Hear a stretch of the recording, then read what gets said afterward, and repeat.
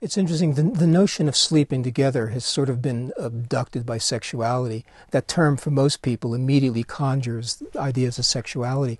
But when we think about sleeping together, it's essentially about how a couple who shares a bed has a relationship.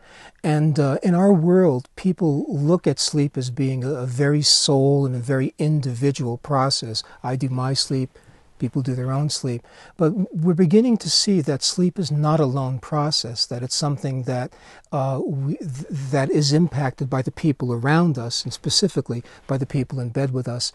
I've come to believe that we can actually help deepen a relationship. We can bring more intimacy into a relationship by encouraging people to sleep together in different ways.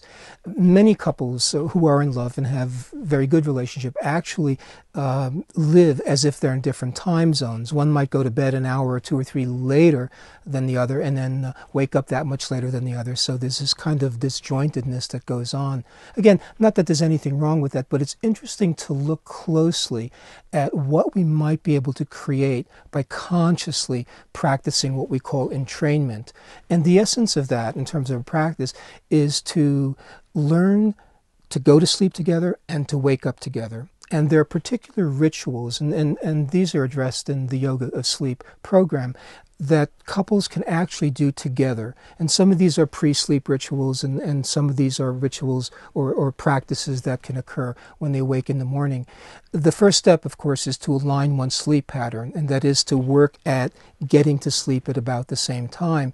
And the simple practice to support that is winding down at about the same time. So you're synchronizing and training the last part of your waking schedule. And couples can do that, and again, engage in the exercises, which can either be done individually or they can be done together, that would help them wind down and get to sleep at the same time.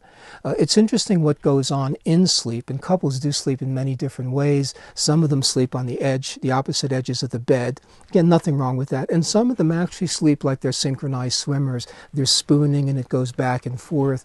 From what we're beginning to learn about how our energies impact one another, I really think there's a potential to deepen intimacy by consciously, intentionally staying more connected at night. Now, this can happen either through embrace and or through breathing together. Couples can practice breathing exercises together.